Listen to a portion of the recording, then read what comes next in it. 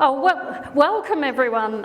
Thank you so much for joining us tonight. I'm Jan Melissa Schrum, Deputy Director of CRASSH, and this is a CRASSH Impact event, which is specifically set up to ask important questions about race, gender, and the law.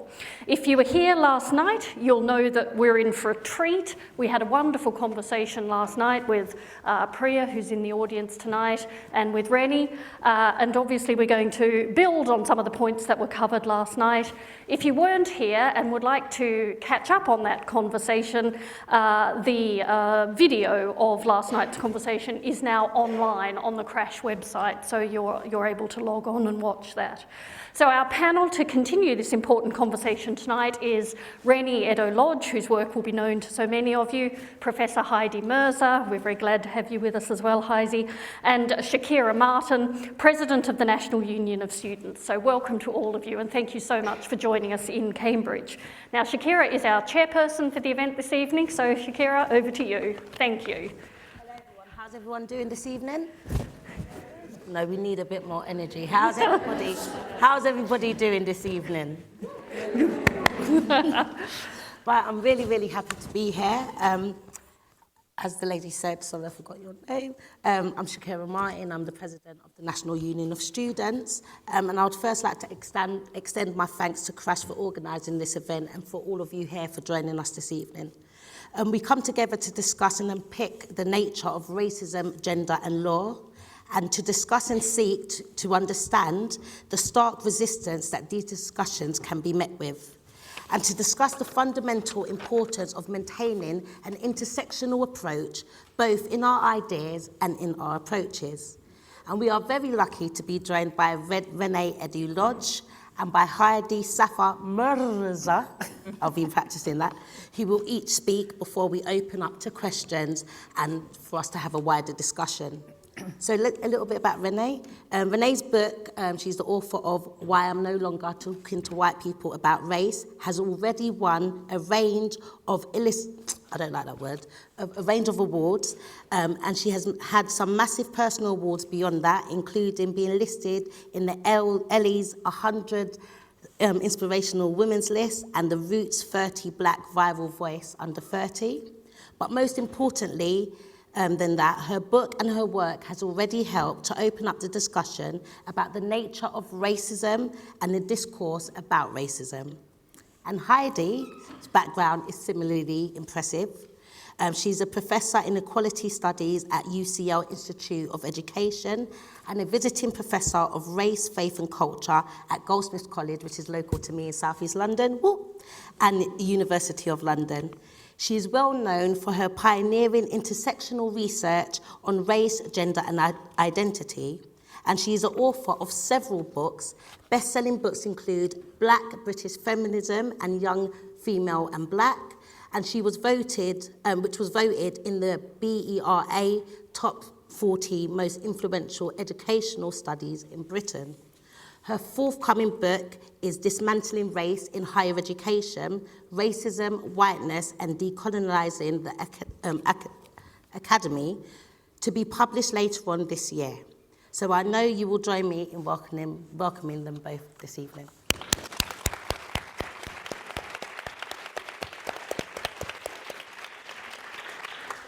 So, I know that, Reni, we're going to start with you. I know that you want to read an extract from your book. So, we thought it would be a good idea to just read the piece of writing that I put on my website 4 years ago now, which led to me sat here today, and a whole bunch of other things that happened between then.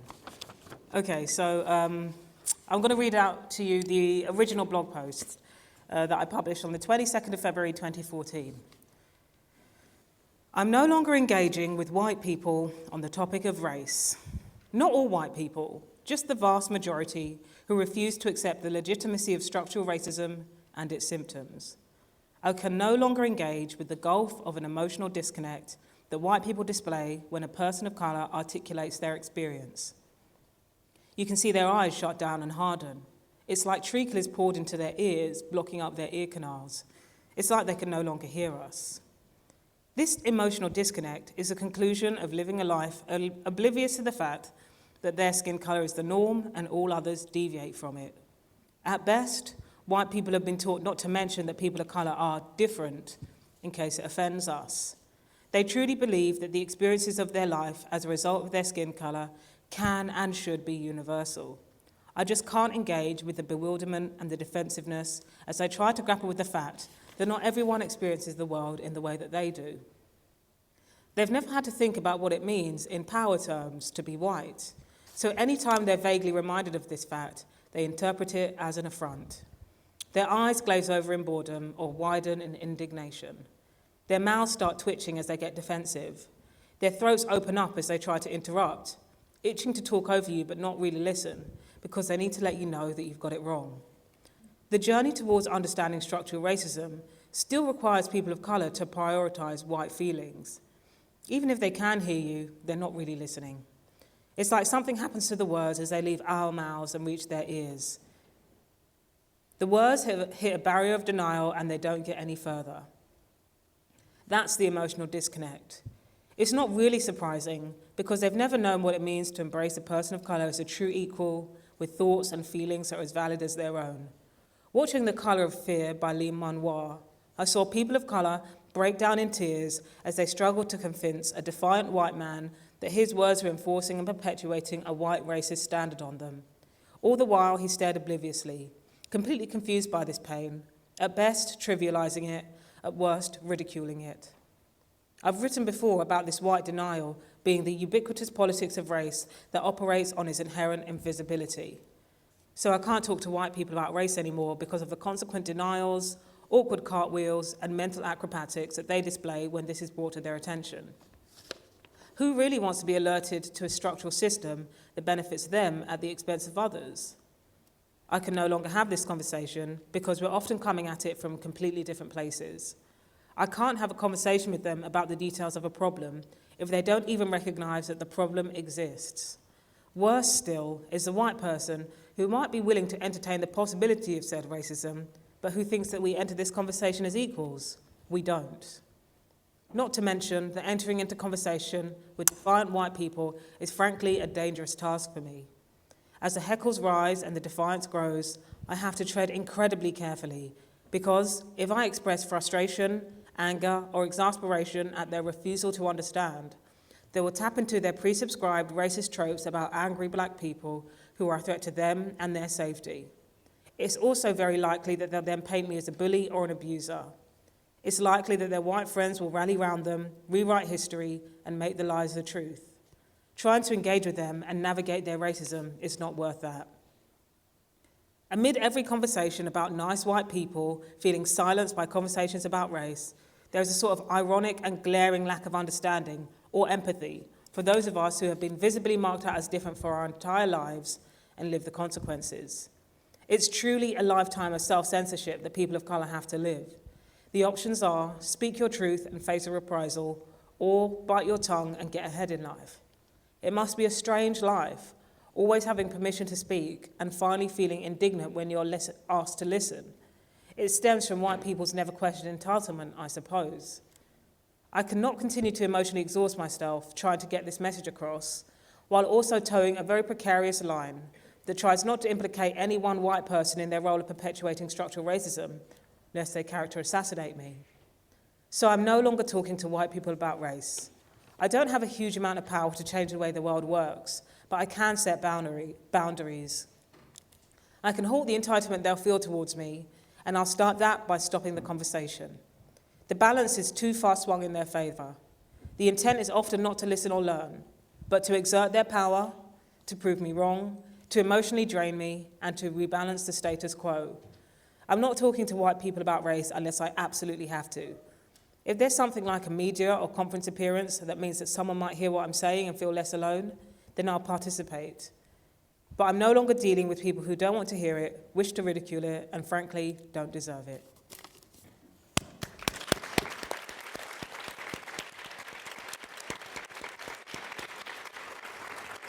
Thank you for that. What I found so refreshing about reading Rene's book was that it was easy to understand. So coming from a working class family, me personally, before I got involved in student politics, I realised that now in reflection, I realised that I was living in the world. I just thought the world was a hard place to live in. I didn't realise how my race and my gender played a part in how people perceived me. So for me, it was really, really refreshing to be able to read your blog and to be able to identify and be able to relate to it. So thank you for that, because there's so many people like myself in areas like Peckham in South East London who are experiencing this but couldn't put it into words, and it was just really clear. So I just wanted to welcome that and thank you. Oh, well, I'm so glad. Yeah, long before I was a writer, I was concerned with being, you know, communicating. I'm a communicator. That's why I went into journalism, and like it's my top priority that I can sort of get across what I want to say in a way that most people can understand. And it's a very difficult tension to sort of navigate when you're dealing with ideas that can be very misunderstood or twisted in public. So not to say that people don't twist my words, they do, but at least I know, I'm really glad to hear that, basically. Yeah, no, cool. Well, the truth is the truth. So leading on to that, I know that, again, intersectionality is a word that when I first started in the movement, I used to say intersectionality. I didn't know what it meant. So I'm going to take the privilege of having the first question, and then I'll open it up to the floor, and this is to both of you. So these issues are critical around racism, but can also be highly complex. And the language of intersectionality, for example, highlights a critical issue which we need to keep at the forefront of our minds. But it is not something that people where I come from, when I go back to Peckham in South East London, can immediately relate to. And at worst, it can turn people off. How do you both feel that we can square that circle? And if I ask Heidi to answer first. I feel like I'm on question time. With chairs that too big. Designed for white men. Not short Asian ladies. But I want to kind of respond to your question on intersectionality by responding to the points on the blog and that you made about how accessible the blog is. And I think as academics, I mean, we've been writing about race for years and years, but none of our books are bestsellers. Well, maybe one of mine is, but, but not in the way that Reni has reached a huge audience.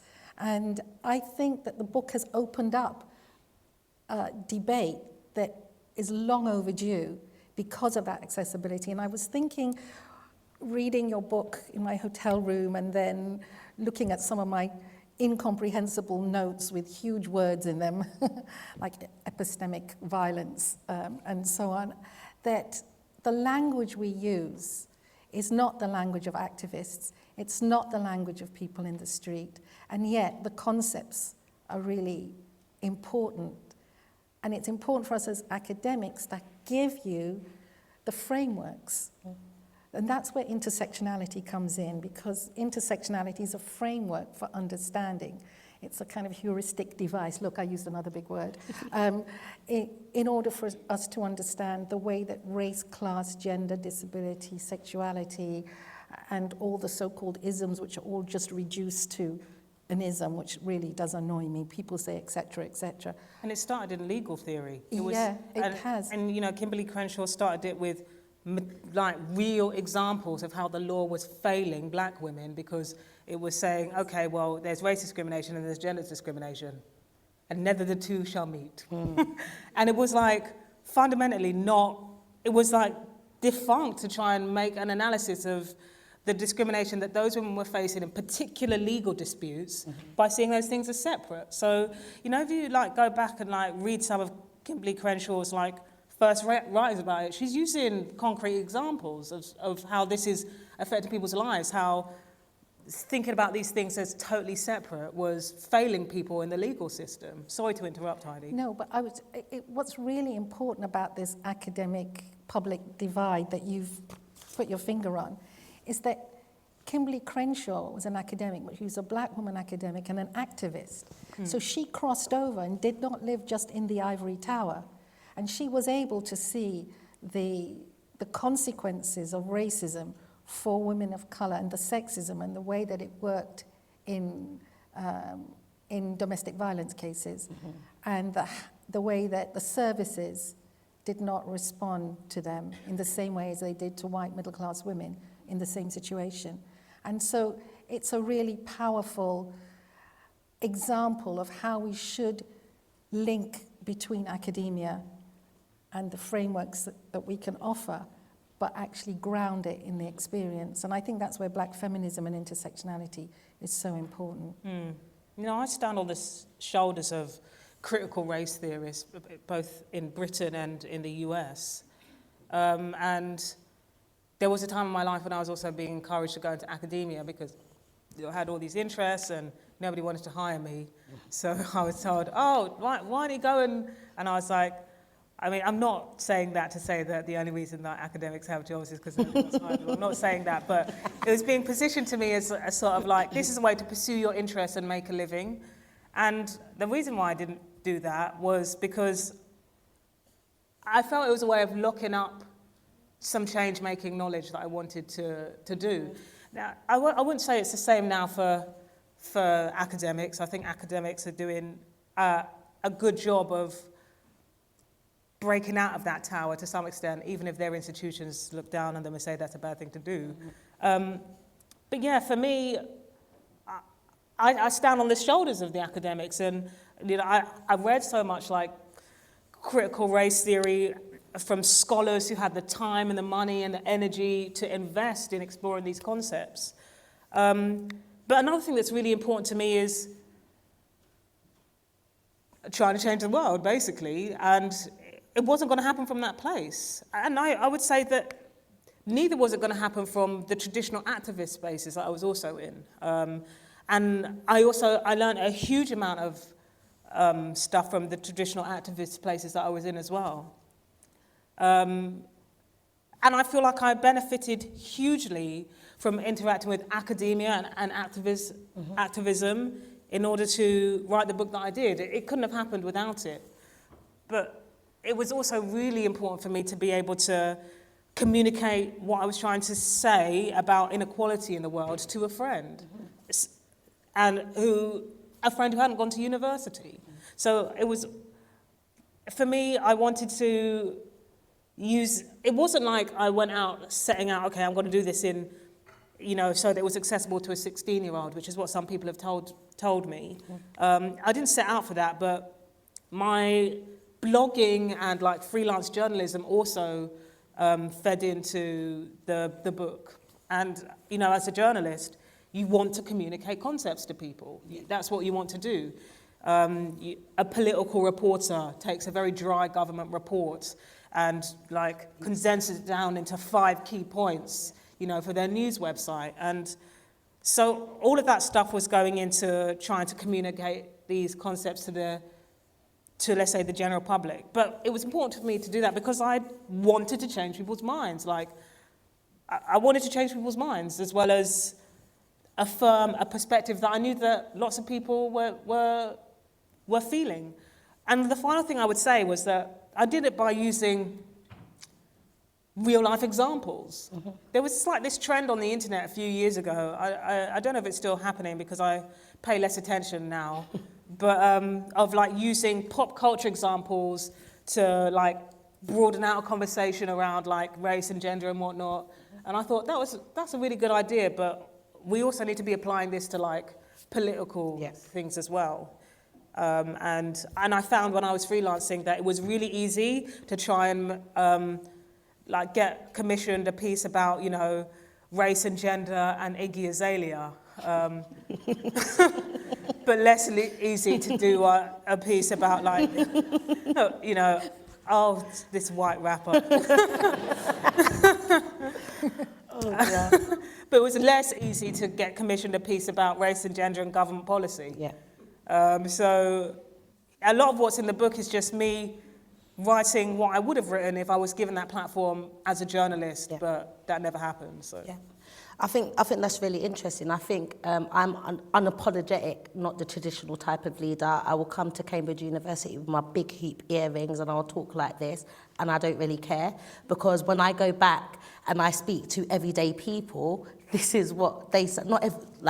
We are different, and it's really important to be relatable. And I find that within my role, I'm using my platform to learn from the academics, but also be able to translate that in a way that people on the ground will be able to interpretate. So I am the second NUS president in 96 years to not have gone to university. I've come through further education.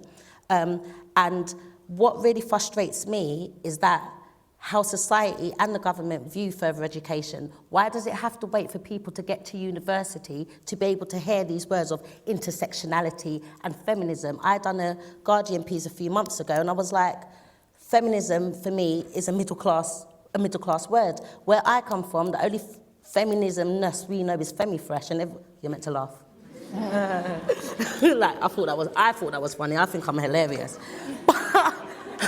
But it's true, when I go back into my community and I speak to the 16-year-old sixth form student, or the young lady or young man in the youth club, feminism isn't a word that they're like, oh, I'm a feminist, oh, I can relate to that. So for me, I make it my duty to break down those terminologies, if I can even say the words myself, I'm dyslexic as well, and break down those terminologies to make sure that we're bringing everybody on board. So I don't believe that academia is more important than being relatable. It's about how we work together and bring our expertise and our experiences together, but understand that there's a whole big world out there that we need to engage other people. And what I find very frustrating about these movements is that we often talk to ourselves. The people that are already in this room know about intersectionality, know about feminism. It's the people that don't know about intersectionality and feminism that aren't here, and maybe that's why we need to check out how we're talking and how we're communicating. So I just wanted to do that. Sorry, I'm used to not being in the chair. I'm used to not being in the chair and talking. So, have you got any last points on that? How much time have we got? It's all right. We're cool. I've got the time on here. I definitely see what you're saying there, and I think that it's this idea of the echo chamber. I took so much and also contributed so much to the activist spaces that I was in. Fundamentally, it's made me who I am today. At the same time, on reflection, we were all university educated, we were all very well read, and I think I can see with some distance that my fervour to change the world was being somewhat truncated by the fact that me and my group weren't thinking so much about how to communicate outwardly unless it was in a reactive position. Mm-hmm. So I started to think a lot about how can, we set the agenda on these topics, Don't get me wrong, I'm not saying it's easy by any means. It's incredibly difficult to try and set the agenda because, our cultural institutions are dominated by overwhelmingly white people from institutions like Oxford and Cambridge who recruit via nepotism, or at least have been doing so until the last 20 years when people were like, oh, this is not good. For me, it was really I've kind of forgot what I was saying now. Can you remember what I was saying? Of course I was, because Shall I come in a bit? Yeah, go on. Because... activism. Yeah. Trying to change the world, thinking big. Yeah, something like that. Well, just to kind of bring that together in thinking about, intersectionality and, when words like that from places like this emanate out into the real world, it so easily becomes a buzzword. And the problem with intersectionality is that everyone says, and you'll go to a place like Oxford or Cambridge, and you can go to their Senate. I don't know, do you have a Senate? And I was just thinking you have quiet rooms where things happen. I didn't know if there's a Senate. And you would see that they might have an annual report on diversity, and they will use the word intersectionality. And it's just become like diversity, like all these other terms, that multiculturalism, they've all, throughout different times and in different eras, become buzzwords that enable the establishment and the institutions to actually say they're doing something. So they'll say, we're having an intersectional report, we're going to look at race and gender, we're going to look at black women students, and you know, how well they're doing or how few we're letting in is usually the case here. And tick that box.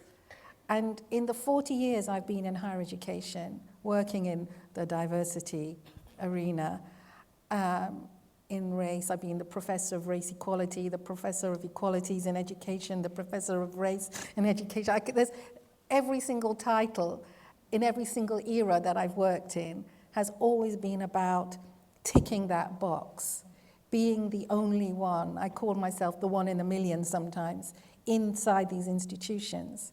And I have seen how these terminologies become, if you like, safety nets. Institutional safety nets. I think Sarah Ahmed calls them brick walls. They become performances that you do intersectionality, but nobody really knows what it means. So can we do just a temperature check on who actually knows what it means or consider themselves to understand what the word intersectionality means in this room? Looks like Should we ask them for a 2/3? definition?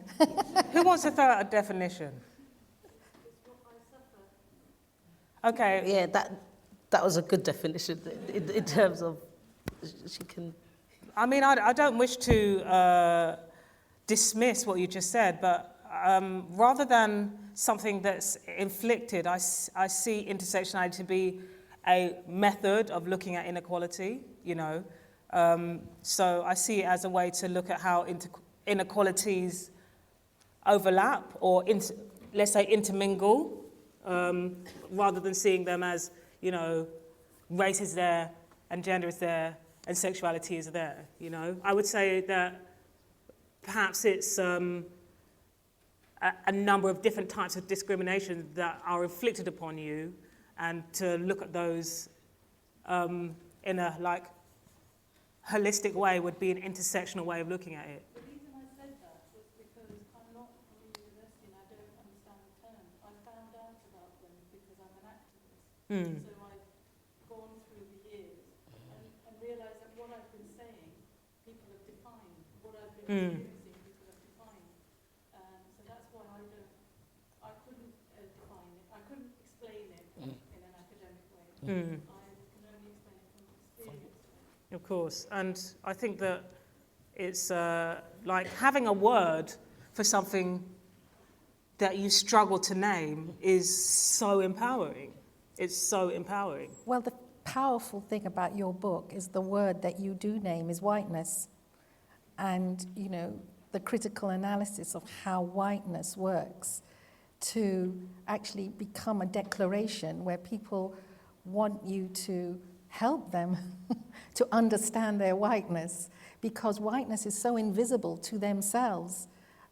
So I think that, you know, words are important and the analysis is important, but I think that the powerful part about this book is the whiteness and the intersectionality that you bring forward. And I would say, you might disagree with me, that I tried to use the method of intersectionality in a chapter about race and class, for example, when I say you can't really look at one or the other and just be like, oh, those are separate things, in as much as the chapter about, you know, race and gender. So, yeah.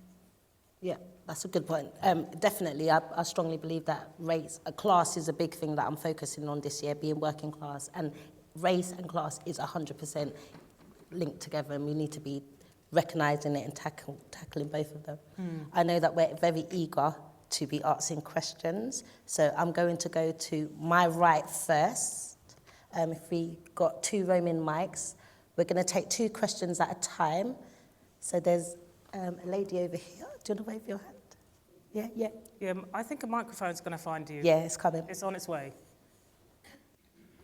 And we're going to take someone to the left of myself. Time's So, really flown. anybody like to pose a question? This lady down here, please. Speak into it? Is that? Yeah. Actually, I wasn't specifically going to answer a question. I would ask a question. I was going to respond to that. What's the definition? And I think actually it's more a description of the way in which the white, predominantly male power structure looks at the question of, you know, particularly of racism, because it wants to separate, it wants to divide the actual political struggle against it, you know. So when I think one of the things that Kimberly Crenshaw said, which was really fascinating, because I think all of us will kind of be in the same situation, when she was talking about the reaction, the Black Lives Matter movement, and the fact that all of these men's names are known, you know, Trayvon Martin, Eric Bland, you know, we can all roll them off of our, if we're concerned, you know, we know all these names. But then she at a talk she was giving, she said, put your hand down if you don't, you know, recognize this name. And in between all of these names, everybody had their hands up, she introduced about 8 or 10 women's names who had been killed in the same period of time that these well-known, you know, men had. And we don't know, you know? We never heard of these names. It certainly didn't get celebrated in the same way, and even the reactions in terms of the movement didn't.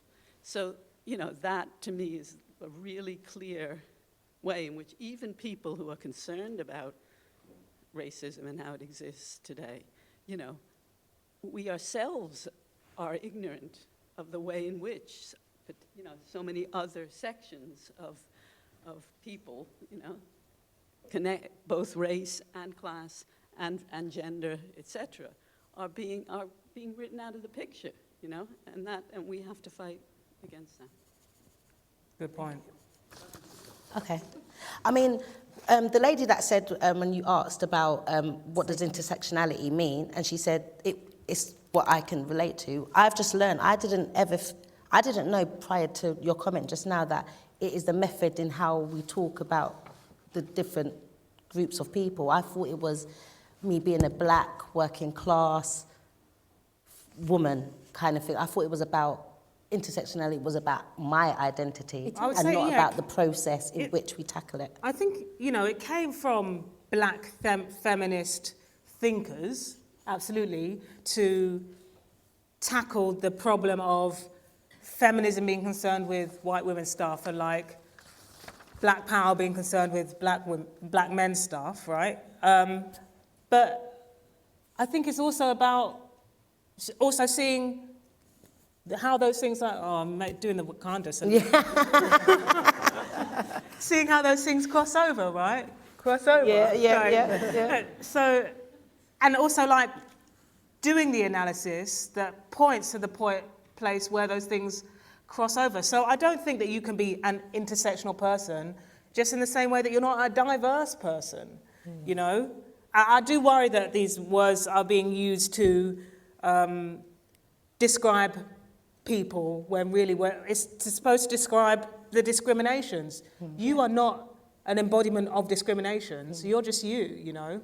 No, you are an embodiment of discriminations because the life that you lead and the experiences that you have are shaped by the color of your skin, your gender and how that's perceived, about your class status and where you live and your access to resources.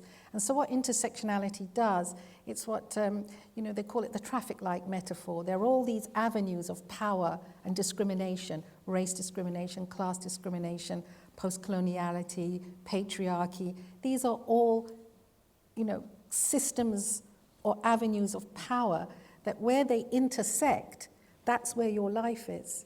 Okay. You are living your life because of those avenues of power and the way that they affect you. So the fact that you haven't gone to college, you went to college but you didn't go to university, because that was inaccessible to you because of the school that you went to. Maybe I'm just assuming. You're right. Don't worry. Because it's a familiar story, and because many people in your situation, of your colour and your gender, will experience similar things, it becomes the black woman's burden or experience. So that's how intersectionality works. And what we have to do is look at those systems of power and the way that they intersect. And I've been working on this concept of embodied intersectionality, the way that we embody that experience and live it out. And no one's experience is the same. It's always different. And I'm giving you a lecture here, one-on-one on intersectionality. So can I pose a question then? So what would you suggest the method of tackling intersectionality? What type of, is there already a metrics for it, or is it something that, what would you say the method of tackling I think building alliances and coalitions between those of us who are all affected by the way that power inhibits our life chances. So, you know, the US is an interesting example of how you'll see interesting alliances between people in the anti-racist movement, the environmentalist movement, the feminist movement. They build alliances because they know that the power structure that seeks to oppress one of them is basically seeking to oppress all of them. And I believe that power structure is the embodiment of this discrimination, not the people who are subject to it. Even though they may live at the sharp end, I'm concerned that language is somewhat pathologizing, you know. I think that we have to pathologize the power structure that essentially inflicts it in a very subtle and pervasive way. So, you know, I've been talking today a little bit earlier about building alliances and a kind of solidarity from being subject to that, whilst also recognizing sometimes our own investment in how that power is manifest, because we benefit from it in some ways, and all of us do. I'm university-educated, physically able-bodied. There's a lot of stuff that I'm benefiting from, as well as there's a lot of stuff that I'm losing out from. And I'm not saying that in a tokenistic way. I'm just really interested in this sort of like interrogation of like, if I'm interrogating power, then I also need to see where I'm benefiting from some of that like social power as well. I'm interested in your thoughts, Heidi. Yeah, well, again, I mean, I just want to go back to the book because that's why we're here, and you know, why you're not talking about race to white people anymore is actually the answer to that question, which is that, you know, the spotlight tends to be on the ethnic minority or the you know, the gendered person or the transgendered person or the person that embodies that difference. So what happens in a university setting, for example, would be, you know, you are the one who might be failing, or you are the one who isn't doing very well, or you are the one that is a problem, and you become the problem. And, you know, we're not looking at those who are the gatekeepers. Those are the ones who make the decisions about who could come in. Those with the cultural capital. Those who are white, those who are empowered. And so I think that that's really where the problem and the issue lies. But all our policies and all our politics looks at those who are deemed to be the problem.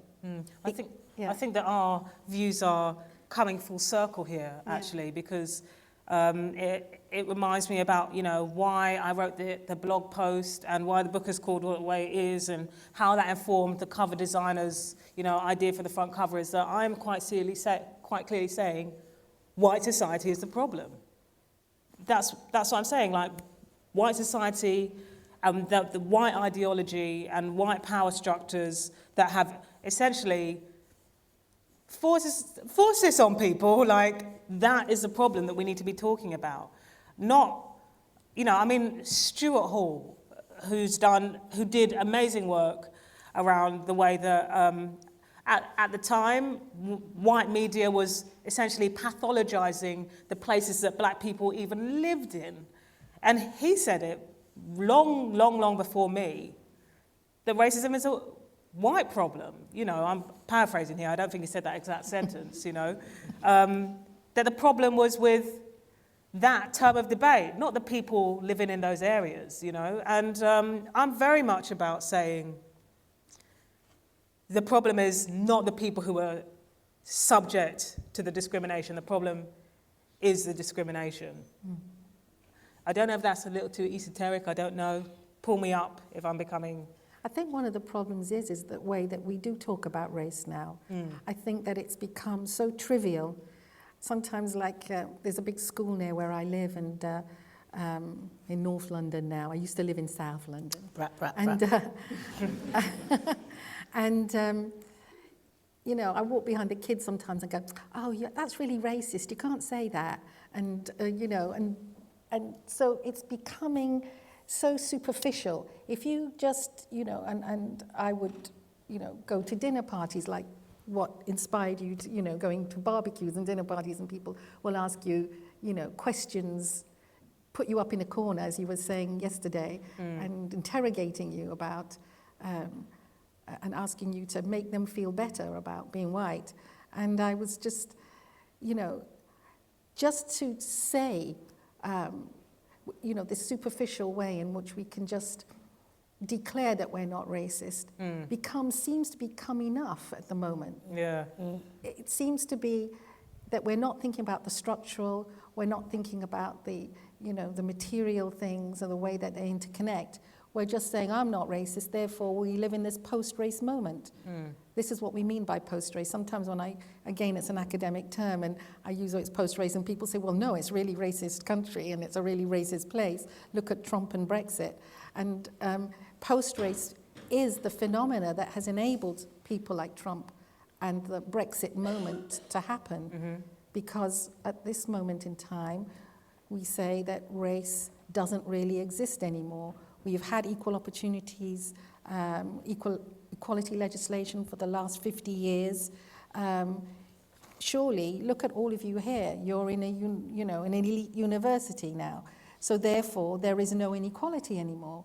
We have systems to balance it and to check it, to create the so-called level playing field. So therefore, you know, don't talk about race. And if you do, you're a naughty person. You're a bad person. So get over it, because there's no more racism. And we say that about, you know, it's a post-feminist moment as well, where, you know, get over gender. There's women now who are vice chancellors with huge salaries. We've got a prime minister called Theresa May. And so get over it. There's no more gender discrimination, and we'll just do a little tinkering here and there.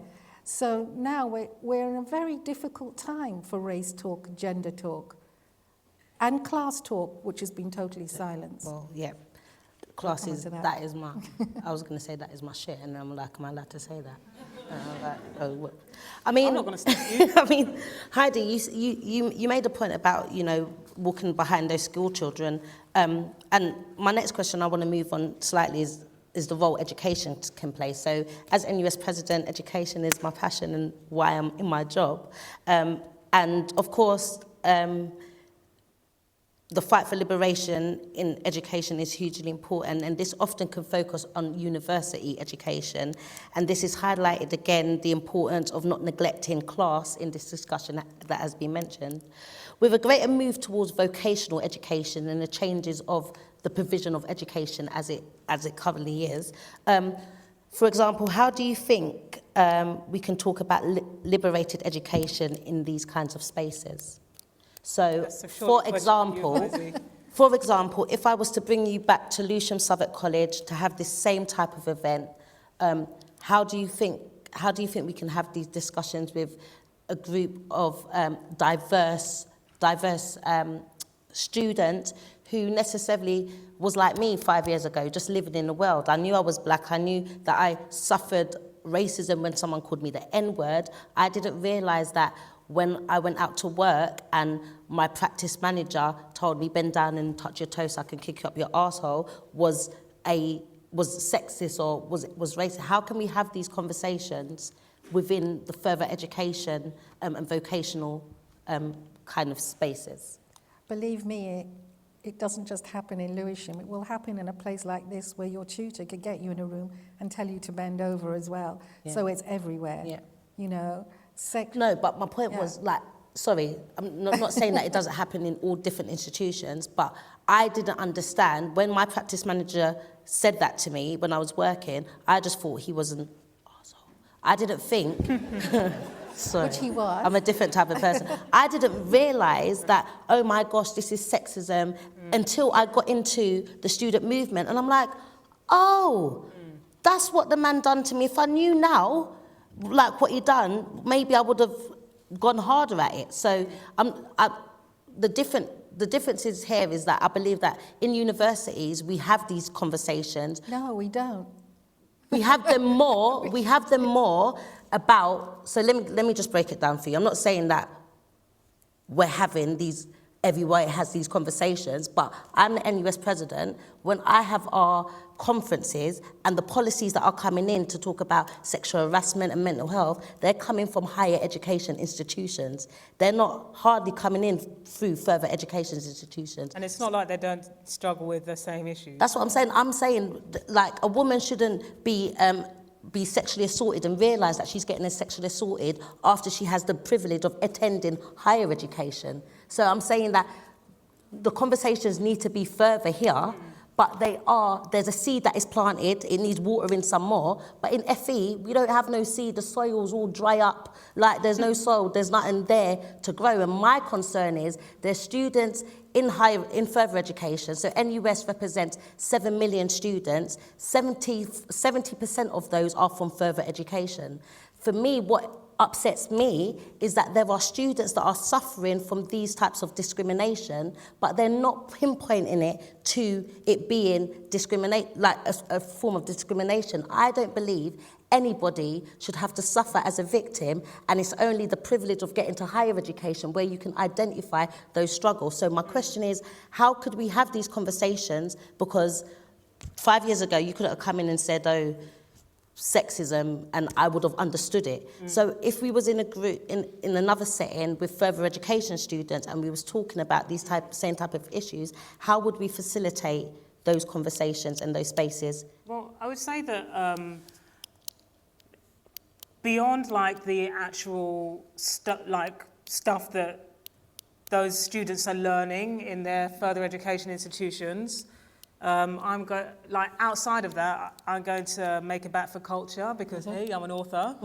And I think that culture is like a huge democratizing, if it's done well by people who care and actually believe values and are not just trying to do things for entertainment value, but actually have some, activist thinking about them, then I think that culture has a huge democratizing effect on what could be seen as big, esoteric, lofty, higher education ideas that can access everyone. You can get the paperback of my book off Amazon now for £4. And I've been very, very broke before, but I've been able to afford £4 for a book. Do you know what I mean? So what I'm trying to say is that we're sort of witnessing an interesting culture moment at this moment in time where these conversations that were happening behind doors amongst activists and academics are seeping out into the mainstream. And that is in part because people who were in those spaces are now there as well. So in those more mainstream places, including myself, without much compromise. And I know that people can be somewhat cynical and skeptical of what's happening culturally, but there are 16-year-old girls who have read Laura Bates's Girl Up, for example, who wouldn't have come across feminism as an academic in an academic context for 5, 6, 7 years, but they can pick up that book in their local Waterstones or whatnot, And I think that is really amazing. And, you know, you don't need me to tell you about how social media and whatnot is also informing the more general understanding of these things, which I think can be a blessing and a curse, but I would say largely a good thing. And yeah, I think people are suspicious of people involved in culture, film, television, music, literature in these conversations, but I've come to the conclusion that culture is incredibly important, and I would say that with this book, but I've also, via this book, met a lot of people who are hugely influential in culture who seriously want to make a change and are activists as well. And that is, I personally, my heart is warmed by people who have an unreasonably large global platform because they've been in some films, and rather than just saying, trying to sell us fit tea on Instagram, they're or like waist trainers, they're trying to raise awareness of injustice. So I think that's hugely democratizing and can reach loads of people. Heidi? Yeah, well, I don't think that it begins in further education or at university. I think it starts in the home and in the primary school, in the nursery, with the interaction and the consciousness of mothers in particular. And I've done a lot of work, I was saying to Reni yesterday, working with women, black women in supplementary schools, Asian, Turkish, Greek, Spanish, Caribbean, African women. And what's really amazing is, and I'm going to use some academic work here, thinking of Paulo Freire, I'm a big fan of him, and he worked in grassroots organizations through the trade unions to actually raise the consciousness and of new intellectuals that are grassroots, that everyday people. So it isn't about the ivory towers and not even further education, and it's about changing our values, because abuse starts, as you well know, in the home, and spirals out, and masculine power begins in those places as well. So, and that's the root of the problem. How would you say we can tackle those issues then? One of the things, I've been working so long in with teacher education, and I am both, I suppose, a bit distressed and also sometimes elated by what I see, because you see amazing people who are training as teachers, who are raising people's consciousness, giving, their time and their, working all hours God sends, and actually raising the consciousness of the young people, particularly in areas like online, chats that are so dangerous for young women in particular, and young men, sexualization through social media. They're bringing and raising awareness for young people around that. But at the same time, I see some people who are so unreconstructed, who are becoming teachers as well, and particularly coming out of institutions that are like Cambridge and Oxford, the elite institutions, who have no experience of what it is like to live in the inner city, and are on programs like Teach First. Oh yeah, they always put Teach First. Yeah, so they have... Only if you've got a degree though. Yeah. Well, that's what I mean. They're in these places and they don't understand about gang culture, and they don't understand things around, the sexualization in those communities. And they can't do anything, So when it comes to raising the consciousness of people through understanding and learning, we've got a big journey to go. And I think it's really important. Youth work has completely closed down. Youth centres have closed down. You have led me. I think I've always wanted to say this phrase because I hear people say it on panels. Segue into my next question. I thought a segue was those rolly things. So I'm like, boy, I am changing out here. No, you mentioned gang culture, and I had a question. I was like, how can I drop it in? And you segued into that. So in saying that, which is really interesting, how do you both understand the issue of knife crime in London and the discourse between the political response to it in the context of what you both just said? I think it's really, so I am a big supporter of this project called the Forefront Project. When I won the Jhalak Prize, I donated my winnings to the Forefront Project, and the founder, Temi Mwale, speaks about youth violence as a public health crisis. And I think that that's a really important angle to look at the problem from, because it's not possible to see, frankly, children under the age of 18 in embattled mindset, constantly embattled mindset, and just write them off as criminals prone to violence. There's huge, huge structural problems there. Youth work decimated, the fact that it's really hard to make a living, like in general, and even harder when you're, under the age of 18. This concept of the Saturday job seems to have gone out of the window. Children in my area, I see children in my area, and I'm going to call them children, selling small amounts of drugs, because, and it's very clear to me that that's being done for pocket money. Do you know what I mean? And it's also used as a grooming tactic by far, far older sort of leaders of gangs. And I think that what the Forefront Project does is speak about mental health, empathy, trauma counselling for people who have lost loved ones, and discusses this crisis as in a way that doesn't consign people to the dustbin. So this may seem a little irrelevant, but I saw the rapper Lethal B on doing a media interview recently about some TV program that he was on, and while he was discussing the thing he was plugging for publicity reasons, he was asked, do you think that grime is fueling knife crime by glorifying violence? And he said something so wise. He looked at the interviewer dead in the eye and he was like, but they're talking about their reality. So if we want grime to not talk about violence anymore, then we need to change these kids' realities.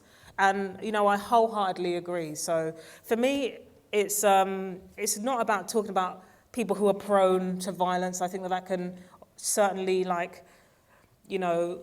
fall into lazy racist rhetoric. It's about talking about constructions of masculinity, why people feel they need to defend territory in the first place, grooming, which is happening to these kids. We're not seeing it as grooming because they're young black boys, but it's grooming, an adult, luring a child into a circle in order for little bits of petty cash and trying to train them up is grooming.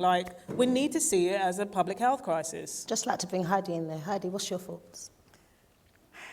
They may be a bit radical for this audience, I don't know. Go on. Not the traditional type of chair, we can do it differently. Well, I just think, when you think of the incarceration of young black men on the scale, when you think about the gun crime and the knife crime that's going on, it is almost like a genocide of these young people. And I know that that is a controversial thing to say, but I'm going to say it because I think that's what it is. Because if you look at the structural issues, if you look at the legal system, if you look at the prisons, and if you look at the privatization of the prisons and the industrial complex that it is, and this is Angela Davis's argument, it is on a massive scale, and it's a profit-making organization. The drug trafficking, the prison industry, these are, and even schooling as a form of incarceration, are all big industries. And it's aimed at the working classes, black and white. And, these are forms of incredible oversight that we're so busy concentrating on. And yes, and I know there's a lot of black commentators like Gus John and so on, and say we have to look inside our own communities and look at the violence in our own communities and the kind of cultural pathologies and the masculinity issues in our own communities and you know, wise up on that. But I also think that we're letting the establishment off the hook as well, because the money that was taken on from things like Sure Start, for example, that was a great program. Thanks, Jessa Howe, for that. And so there's so many, I just think it's a really big issue.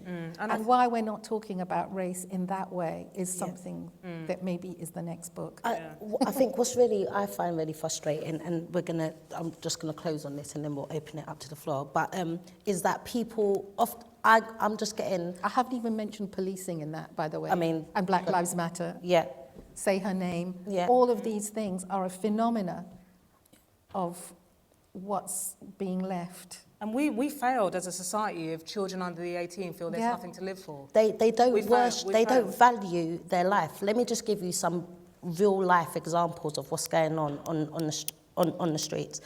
I met a young boy the other day in King's Cross, and he was working, it wasn't for shelter, it was a homeless charity. And the reason why I stopped, because I was broke, but the reason why I stopped, because he just looked like Mandem. He looks like someone, like my little cousin or my little brother. And he was so cute, and he was like, Miss, can I speak to you for a minute?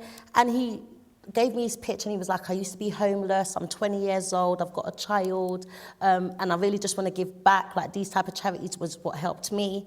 I gave him my details, and I signed up to donate every month. And no, what I did say, I was like, have you met your target? He was like, no. I was like, do you know what? Let me just write it down for you and make you do that. Anyway, I was talking to him a little bit more about like what he wants to do. And he said to me that he got stabbed 9 times. He was 20 years old, he got stabbed 9 times. I'm like, the only person I know that gets stabbed 9 times and live is 50 Cent. Yeah. Like, who did these things don't happen? He said to me that the people who stabbed him was actually his friend. He was coming home from work with his hood up, and they stabbed him from behind. And not until he turned round, they was like, oh, like it was his friend. Anyway, he's trying to get himself out of this kind of cycle of deprivation.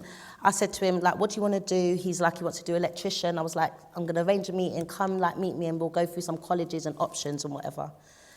The day that I was meant to meet him, the day before, I called him and I was like, are you still up for meeting? He was like, no, Shakira, I got stabbed again.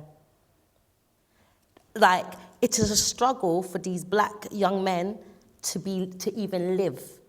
And what frustrates me is that I don't think the government understand that it's a double-edged sword. So do you bring a knife to protect yourself, or do you bring a knife to like, it's a double-edged sword, and I don't think anybody's understanding the root cause of this, but also the mental health and the trauma that these young black men are going through when they see their friends being stabbed. But in the black community, mental health is a taboo. We don't talk about that. We can't talk about the trauma that people are going through. So I think the points that you've made about the establishment, police and youth clubs, the wider conversation is reluctant to... We have a situation where perpetrators can also be victims. Yeah. And vulnerability is not ascribed to people who are victims of knife crime in the same way that is to, middle and upper class white people. So we're sort of encouraged in the wider sphere to just sort of like write them off as consigned to the dustbin anyway. Yeah. And that's really worrying to me. The journalist Simeon Brown, who does a lot of reporting for Channel 4 News, does some really great, interesting, well, I would say great, it's sad to watch, but reporting that centres these kids as children who are being groomed, who are victims. We need a lot of structural solutions. And obviously by saying this, nobody stick your hand up and say, oh, you're excusing violence. I hope it's evident that I'm not trying to defend violence here. I think that one thing that has never happened, and again, this is another controversial issue, but, in terms of in higher education, we're talking a lot about decolonizing education and what that actually means. And I know the press is always going on about it, like in terms of, oh, you want to push out white men from the curriculum and bring in black authors, and as if it's that simple. For me, decolonizing is actually about our pedagogy and the way that we live and work and teach and think beyond just it, the content and the citations and whatever are important. But we've never had historical reparations for enslavement and for the injustices of the empire. We have a total silence on that in Britain.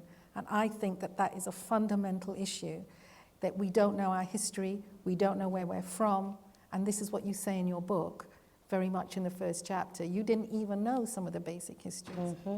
And that we can have something like Windrush at the moment, where, you know, people don't even realize that these communities have lived here for all this time, and that the way that they're being treated. So we have an amnesia about who we are. So the people that are killing themselves don't know their history. Mm-hmm. They don't know who they're from. And it contributes to a rootlessness, a feeling of... Exactly. Yeah. And I think that's why we can have situations where people are living parallel lives on the same street.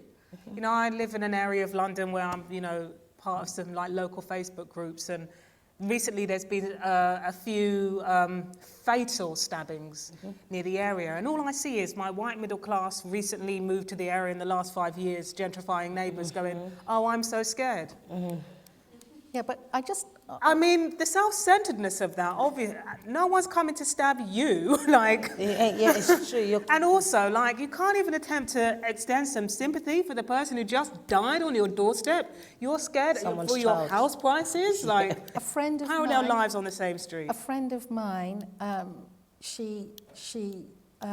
sister lives near Grenfell in a mews, so they live in a posh area, and you know, because I know cheek and jowl in terms of housing around there, and she said that a neighbour of her sister said, oh, how upset she was because the person that is her cleaner died in Grenfell and the cleaner wasn't coming back. That's all she could say. That even though the person that cleaned her house lived in Grenfell, that's all she could say, how inconvenient it was for her. And this is what we don't, you know, we don't realize that, you know, the focus will be on the gangs and whatever, but the inhumanity of people living, wealthy white people living in the shadow of Grenfell, we're not even talking about that. Yeah. That's shameful. I love Radio 4, I think. Maybe I shouldn't say that. But there was an interview with Rees-Mogg, did you hear it? When he was 12 years old. It was incredible. He's going like, ew, when I grow up, I'm going to be a banker, and I'm going to invest all this money, and I'm going to be the richest man in the world. And I just thought, what black kid would know that, be able to say that, to have the cultural capital, to know that he one day will be prime minister? He says that. Yeah. It's like one of them 7-Up things, you know, where he was talking. And I just think, you know, we think of Boris as funny and we think of Rees-Mogg as a kind of twit, you know, but these are powerful people that, you know, make decisions for our lives. Yeah. And they've grown up with a sense of entitlement. Yeah. And I want to mention those boys who die on my street have never accessed. Yeah, we should always mention their names in relation when we're talking about gang crime and all of this, because it's as if there's two different worlds. They're not two different worlds. It's true. And that's where we're not making this connection. It's true. I think that has been a very fruitful conversation. We've had a lot of conversations around intersectionality. What does that mean? How class and race relate together around education and further education, and how we have those conversations, gang culture and knife crime, and how we can, what the issues are, and, you know, the disparity between, you know, people living in the same area, but yet your life is like chalk and cheese, oil and water. So now, to open up the floor for any questions, I'm going to start with this lady here, and then we'll take in twos. So someone to my right. No? Okay, we'll just take this Great, one. thank you so much. I was wondering if you could elaborate a little bit more about structural racism in the UK context specifically. And I ask, one of the most refreshing things I found about your book is, sort of giving this history of racism in the UK. And the idea that, so for example, that, sort of people talk about racism in the US context. And it still happens. I mean, my son is in year 1, and in Black History Month, they're still talking about Rosa Parks and Martin Luther King. I was in Liverpool in the International Museum of Slavery, and, they still have the big Ku Klux Klan outfit there. They're talking about Martin Luther King and not Teddy Boys, and not giving sort of that history of things that happened and have happened here.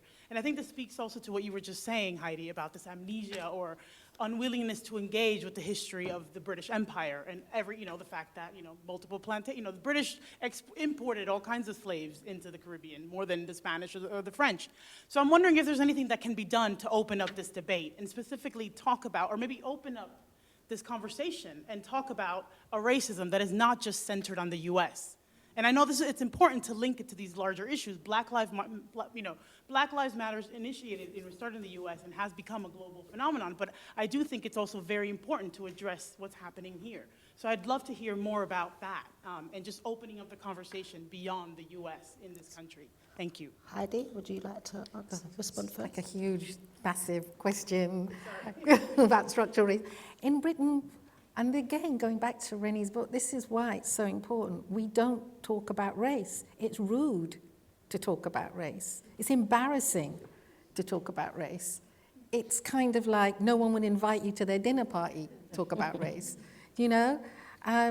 And in schools, as I was saying, the history curriculum, Gove has set it back light years, but there are so many activists, I know historical, sociologists, whatever, who are teachers, doing amazing work, but it's always piecemeal. And it's like, oh, we will put, a story here or a story there in the curriculum, but we don't really have any concerted way of doing it, more than that, unless we get a Labour government in and we change things. But, The curriculum. yeah, the curriculum has to change. And how do you decolonize? Look at the battles that you've had here, in Oxford and Cambridge, to decolonize in the smallest of ways, just to get a course changed. With just there's any Telegraph journalists in the audience. Yeah, with just a few, Shout out the Telegraph, change an author or two.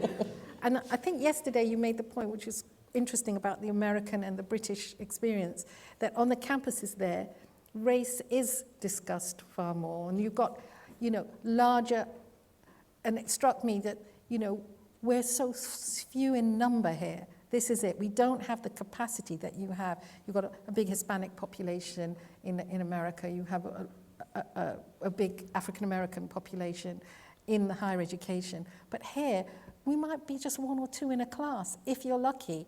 I mean, what was so exciting here is that we see so many people of colour coming to an event like this, which you normally wouldn't hear, we've been told, in Cambridge. So I just think we don't have the capacity, but we do chip away.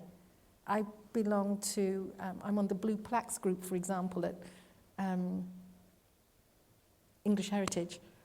And, I'm always allowed in these places if I work on the diversity team for free, But we're doing some exciting work.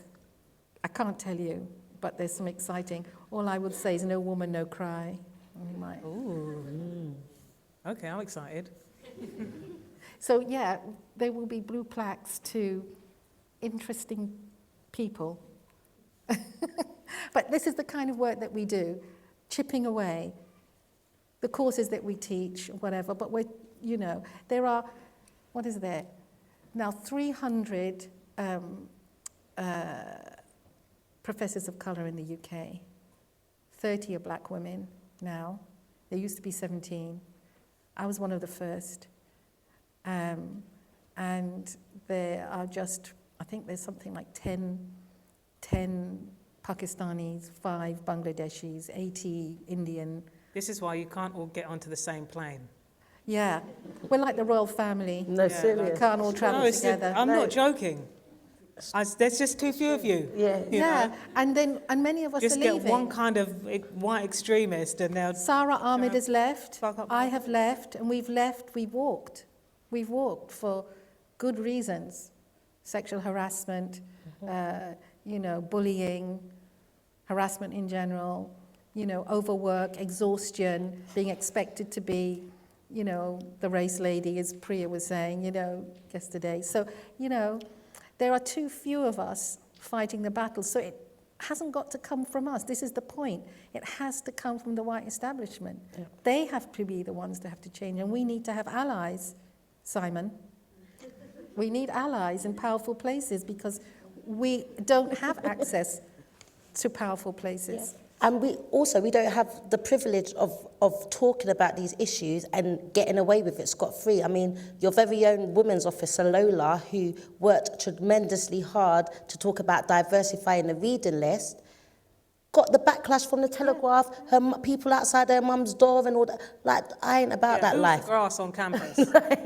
You should expose them. Do you know? Just saying. So when we're talking about, for me, we need to do a lot more of getting our institutions more diverse and getting, more black BME people of colour in our institutions. But I'm worried about their safety. I'm worried about the fact that they don't have the opportunity to campaign on these issues that their white counterpart can do, because they're going to be, discriminated against or targeted because of their race. I actually did a like-for-like comparison, which I documented on Twitter a few months back. It was the Telegraph's initial reporting on Lola's work, and I know that was part of a broader campaign, so we're not just subscribing it to her, but then also another report on something quite similar to do with gender that was headed up by a white male, and it was far more complimentary. So they weren't putting his face on the front cover saying, this person wants to kill all men, which they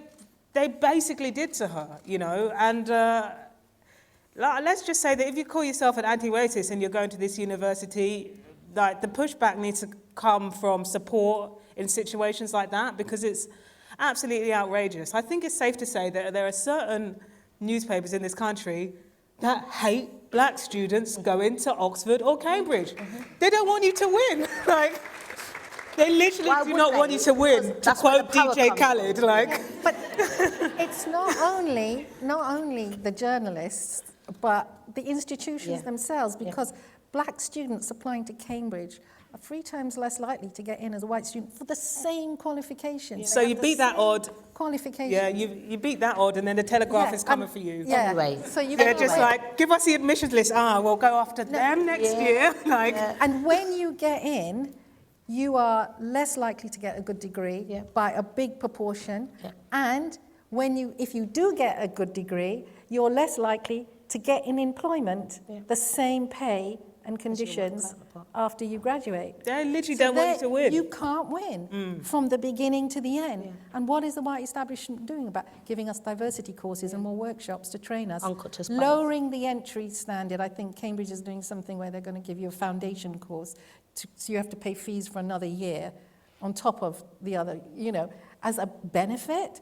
I'm sorry, but that's the best they can do. Yeah.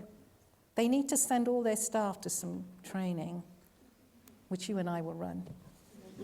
Now, we're not saying that them lots of money. Because of those barriers, we're saying don't try. We're just looking at the social realities, which is that they don't want you to win. Yeah, because your question was... Shout out the Telegraph journalists in the audience. I know you're here. Okay? Or will be.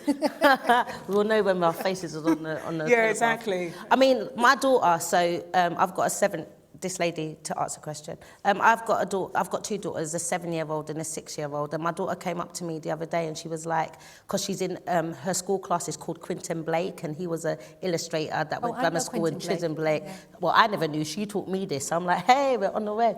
And he is it? I'm going to take a picture and show her. She's going to be so happy. And so she wants to go Cambridge University. I don't know. It's a white man in it. I don't know why she's aspiring to be like that. But I'm like, okay, cool. And she said to me the other day, Mummy, I want to go to Cambridge University. I was like, oh my gosh, I've made it. Like, oh my God. To do hairdressing, art, and politics. Now, I don't know how Cambridge will take all the fun out of hairdressing. I don't know what they're going to talk about, the molecules, and I don't know how they would do that. But for me, my daughter's already said she wants to go to Cambridge. I'm like, I'm going to make this happen. Like, I'm going to make this happen. And because I know of the structural barriers that's already in place before they even see her name's got an apostrophe in it. Like, I know that when my auntie said, I'll pay you £1,000 to change her name, I maybe should have just took the money and changed her name. I didn't realise about these things. But I know what she wants to do or where she wants to go. I'm having to set things up from now. So I've put her into Beavers Club, like Rainbow, Scouts and all these type of things, because I'm like, this is what the white people do. The white people already tell their children that they can aim and do everything. My daughter's gonna do Duke of Edinburgh, all these things, because I'm like, I need to boost up her little CV. She's 7.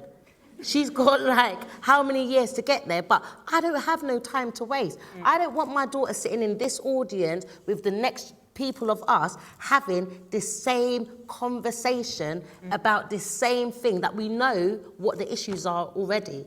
It's for the institutions to come up with solutions and not be using widening participation, working class people, BME people as the puck on their monopoly board as a tick box exercise.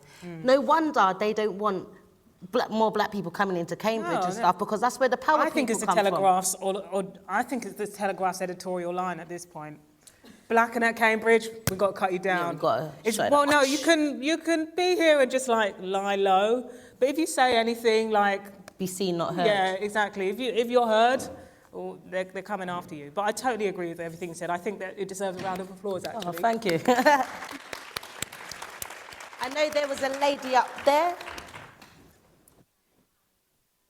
I want to bring this conversation a little bit back to some form of a global approach to it.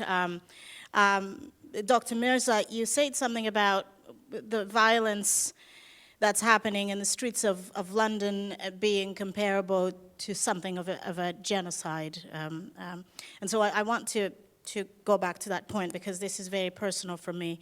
I am a single mom of 2 little black boys.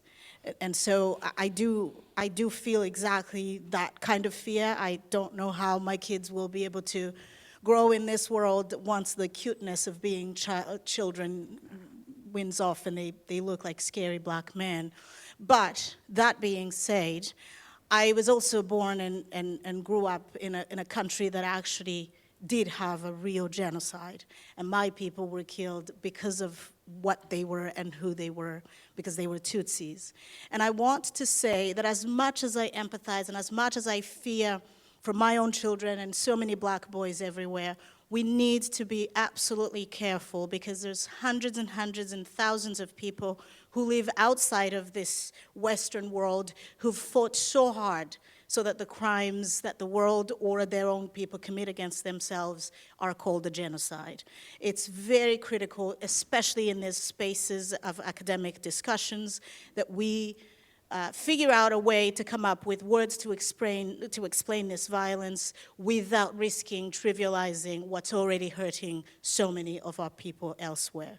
So I understand that it might sound like a very interesting or even thought-provoking or even exciting topic of discussion, but really, please don't use genocide so in such a trivial way. Thank you.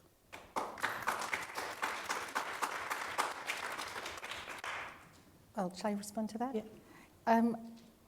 I really do appreciate that, and I know it's a controversial, I did say that I know it's a controversial topic, but, and a use of the word, but it was just the scale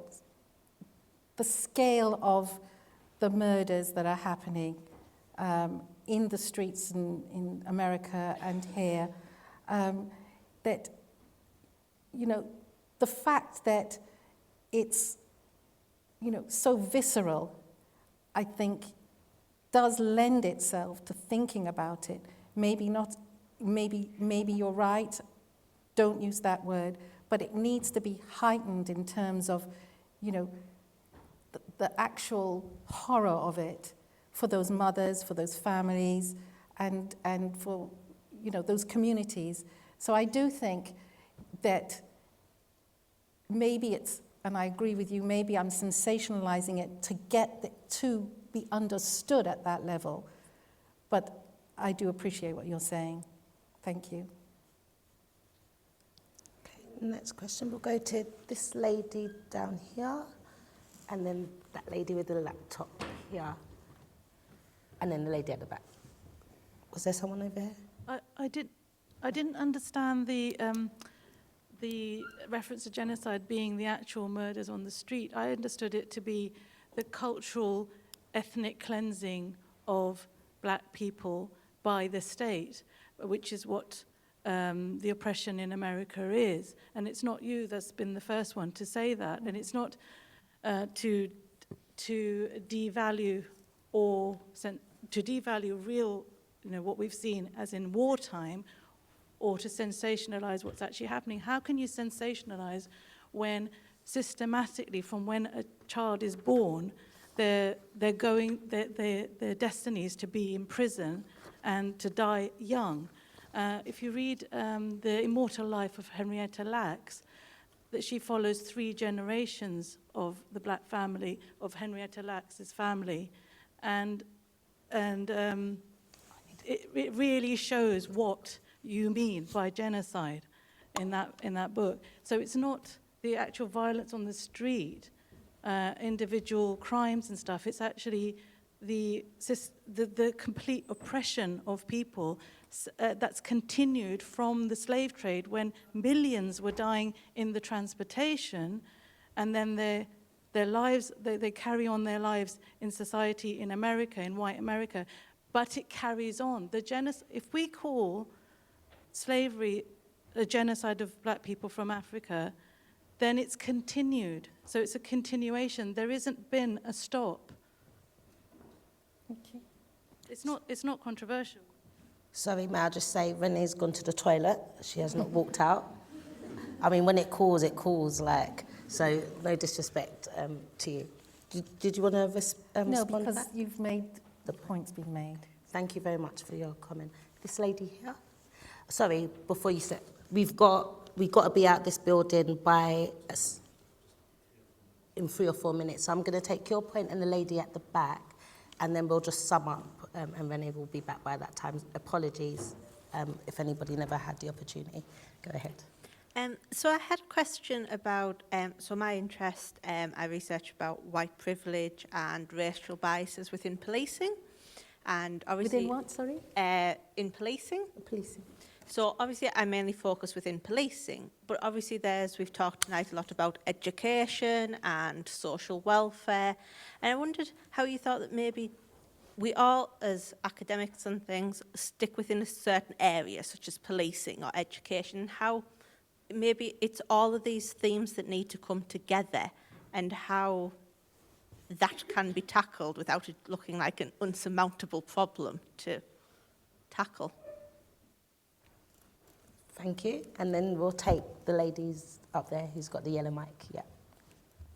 Thank you, and thank you for your book and for what you've done, putting it to everybody. I think that's one thing academia doesn't do enough. There's a lot of research, as Heidi said, about race, but very little that goes to at the everyday levels, that people can find a language to talk about their very painful experiences, especially people of African descent. My one probably thing I want to talk is ask or comment is about, again, white fragility, and why we, people of color, the burden always falls on us. And I like what you've done with the book. And I think in these universities particularly, and elite universities in the UK, where we have a very, very big problem compared to the US, or where at least that conversation is going on, is the white fragility in Britain is just at another extent. I still can't understand. And the training, diversity training, I think it's a lie. It's important as activists, as scholars, that you also start talking about the whole lie that is diversity training. The diversity training, for instance, here in Cambridge, that staff are required to do is legal stuff, is legal questions. So you have people like one of the leading scholars on race, like Monica Moreno, fail the diversity training. How? Because it's just legal clauses, what happened. And so we need to move beyond that, and it's important as activists to start talking about that as scholars here, to challenge what is diversity training, and then let diversity training be a conversation like what we are having right now about white fragility, about intersectionalities, and how these things affect us. And let it also be a training that is done by every student. It should be like one of the things that people do, and I'm happy that the NUS chairperson, it's something we can advocate for. Every student, once they register in the first week of their orientation, so that they can learn or change the ethos of how they think. The Telegraph will love that. I know. Yeah, and so especially white students, so that the burden stops falling on these few students of color to face their white fragility and dealing with tears. So let the training, so that kind of diversity training needs to change, and it needs to become almost mandatory, that you have to do it, and probably that can start beginning. And let it be done by people of color and also champions, white allies, because also the challenge with all this diversity business and race scholarship is also many people who take it up again as a career. And it can't just be a career. It can't just be the journal articles you write or the books. The personal is political. The two are connected. I think that's all I have to say. Thank you. So, just because of time, I'm going to ask you to answer both those questions, and if you could leave them with one final thought of what could people in this room do to do their bit. Oh, I don't tell people what to do. That's a What rule can of you mine. suggest? What could? Yeah, now you're lost for words. Any suggestions? Okay. All right. Is that better? Yeah, that's Is that a different question? Any that's- suggestions okay. of what people could? I ain't been to HE, you lot. You just say it as it is. I'll help Reni. Thank you. I'll help Reni out, because you said yesterday that people should listen, and they should go away and do their own work and stop asking you to solve the problem for them. So in a way, that answers all the questions, because really it's not up to black people to do the diversity courses, and it's not up to you as a black person to tell them, how to be better white people. So your solution yesterday, we had a different conversation, didn't we, yesterday, and was that they should listen better, think more, and read more, and go away and do some research themselves. Don't Google, because there's a lot of fake news going around, doing the rounds right now. But I suppose what I wanted to want to do with my work is, well, I dislike the word empower, but I'm going to use it in this context. I wanted to encourage people to think critically. I just wanted to create some pointers to help people to think critically about the world that they live in. And I'm excited for the impact of that critical thought, I suppose. I'm deeply uncomfortable with being asked what people should do, because I kind of feel like once you start thinking critically, I trust you to come up with judgments that are right for you and the world that you're living in and where you have influence. On your topic about academia, well, I mean, I'm not an academic, I'm a journalist, so I can't speak to it. You don't have to do more than that. Yeah. You're doing enough. And in terms of the question about white fragility, I suppose for me it's about naming that as a problem. Mandatory training, it's an interesting one.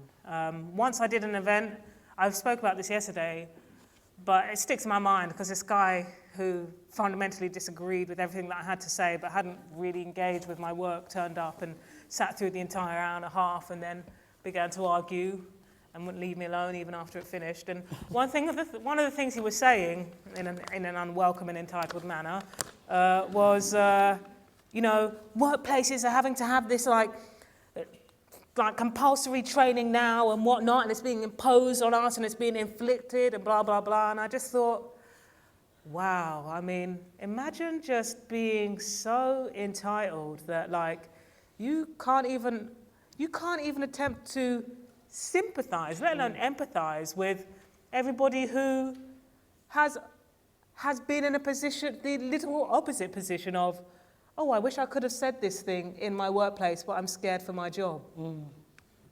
And now it's like, oh, I have to do some training about, you know, not saying racist things.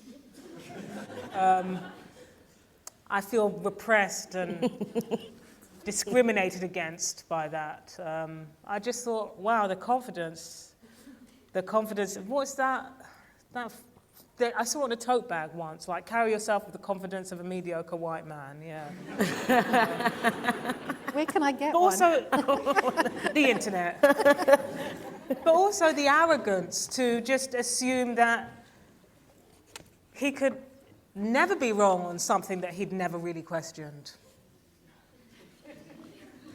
So those are just some thoughts I have about the matter. I don't know if that's really an answer to your question. It's really just a tedious monologue from me. Heidi, did you want to add anything? We've got 3 minutes left, and I'm trying not to look over here. Yeah, he's saying. So if you could just sum it up. I don't know, just be nice to the person next to you.